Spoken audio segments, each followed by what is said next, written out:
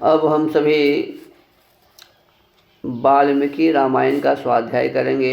आज महर्षि वाल्मीकि जी के इस रामायण के बालकांड का 51 सर्गः मानी 51वां सर्ग प्रारंभ होगा। पिछले दिनों बताया गया था कि जब महाराज जनक दोनों बालक को देखा कि तो बहुत बढ़िया है, इसका शरीर बहुत सुंदर है, देखने में बहुत सुंदर है, इनके साथ तलवार और धनुष बाण है, तो पूछा कि ये कौन है। तो वो बताए कि ये महाराज दशरथ के पुत्र हैं। और फिर जैसे जैसे वो आए थे और जैसे जैसे राक्षस आदि को मारे थे, अहल्या आदि से जैसे मिले थे, सब कहानी कहकर उन्हें सुना दिए। अब आगे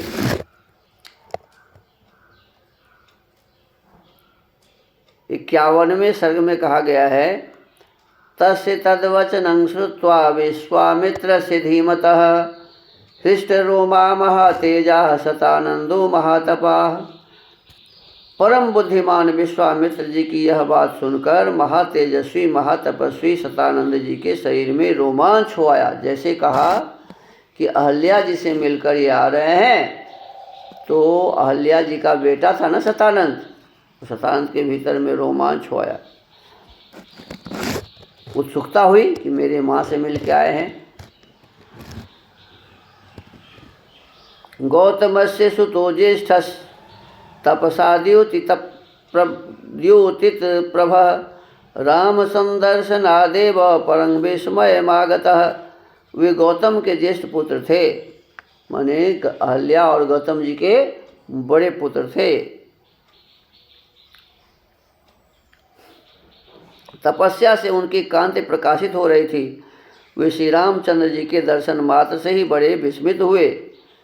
ये तो उन्निषन्नौ संप्रेक्ष्य शतानंदो नृपात्मजो सुखासीनो मुनि श्रेष्ठं विश्वामित्र मथा ब्रवीत। उन दोनों राजकुमारों को सुखपूर्वक बैठे देख शतानंद ने मुनि श्रेष्ठ विश्वामित्र जी से पूछा। दोनों राजकुमार को जब देखा, उनके बारे में सुना कि दशरथ जी के पुत्र हैं, तो फिर विश्वामित्र जी से उन्होंने पूछा, अपिते मुनि शार्दूल मम माता यशस्विनी दर्शिता राजपुत्राय तपोदीर्घमुपागता। मुनि प्रवर, मेरी यशस्विनी माता अहल्या बहुत दिनों से तपस्या कर रही थीं। देखो, बेटा है ना शतानंद जी अहल्या जी का, क्या कह रहे हैं कि मेरी माता बहुत दिनों से क्या कर रही थी। ये लिखा है क्या कि पत्थर बन गई थी। देखिए, शतानंद जी कह रहे हैं कि मेरी माता बहुत दिनों से तपस्या कर रही थी। क्या आपने राजकुमार श्री राम को उनका दर्शन कराया। देखो, साफ साफ लिखा है ना कि आपने राजकुमार राम को मेरी माँ का दर्शन कराया। मेरी माँ तपस्या कर रही थी बहुत दिनों से। इसका मतलब शतानंद जी को भी मालूम था कि मेरी माँ है, तपस्या कर रही हैं, और इसीलिए पूछ रहे हैं कि राम जी को मेरे माँ का दर्शन कराए कि नहीं।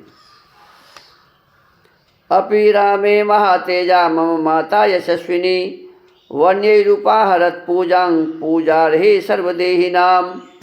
क्या मेरी महातेजस्विनी एवं यशस्विनी माता अहल्या ने वन में होने वाले फल फूल आदि से समस्त देहधारियों के लिए पूजनीय श्री रामचंद्र जी का पूजन आदर सत्कार किया था।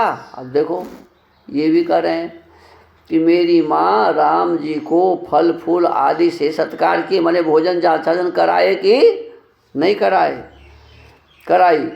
अपि रामाय कथितं यद वृत्तं तत् पुरातनम मम मातुर महातेजो देवेन दूरनुष्ठितम। महातेजस्वी मुने, क्या आपने श्री राम से वह प्राचीन वृत्तांत कहा था जो मेरी माता के प्रति देवराज इंद्र द्वारा किए गए छल कपट एवं दुराचार द्वारा घटित हुआ था। अब देखो ये बातें अब इसमें फिर वही इंद्र और अहल्या की जो कथा इसमें जोड़ दिया है, उसी के संबंध में यहाँ भी चर्चा है। तो लिखने वाले ने अपने हिसाब से यहाँ उसको जोड़ा है। यहाँ भी अपि कौशिक भद्रं ते गुरुना मम संगता मम माता मुनि श्रेष्ठ राम संदर्शनादिता। मुनि श्रेष्ठ कौशिक, आपका कल्याण हो। क्या श्री रामचंद्र जी के दर्शन आदि के प्रभाव से मेरी माता शाप मुक्त हो पिताजी से जा मिली। अब कहते हैं कि मेरी माता पिताजी से नहीं मिलती थी, तो अब मिली या नहीं मिली। फिर कहते हैं अपि मे गुरुना राम पूजितः कुशिकात्मज इहा गतो महातेजा पूजां प्राप्य महात्मन। कुशिक नंदन, क्या मेरे पिता ने श्री राम का पूजन किया था? क्या उन महात्मा की पूजा ग्रहण करके ये महातेजस्वी श्री राम यहाँ पधारे हैं?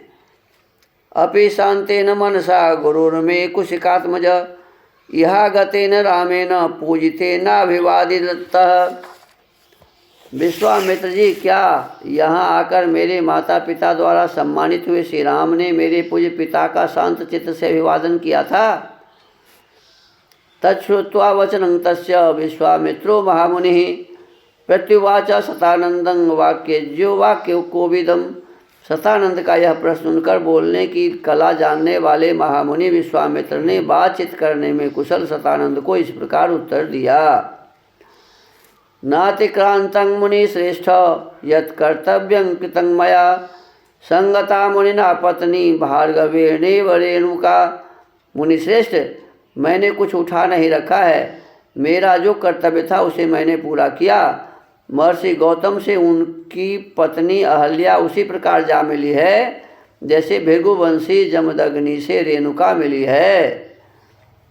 तच्छ्रुत्वा वचनं तस्य विश्वामित्रस्य धीमतः सतानंदो महातेजा रामं वचनमब्रवीत्। बुद्धिमान विश्वामित्र की यह बात सुनकर महातेजस्वी सतानंद ने श्री रामचंद्र से यह बात कही। अब भगवान राम जी से बात करते हैं सतानंद जी, करेंगे। अब इससे पहले कि जो घटना है इसमें कहीं भी ये नहीं लिखा है कि अहल्या पत्थर बन गई थी। क्या कहते हैं सतानंद जी? मेरी माँ तपस्या कर रही थी। क्या कहते हैं? और मेरी माँ को रामचंद्र जी का दर्शन कराए या नहीं कराए, बस ये बात करें। कहीं भी नहीं लिखा है कि वो पत्थर बन गई थी।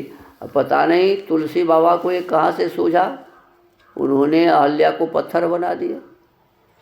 तो हमको आपको विशेष रूप से इस पर विचार करना चाहिए। और वो इंद्र और अहल्या वाला कथा भी गलत लिखा हुआ है, इसमें सही नहीं है।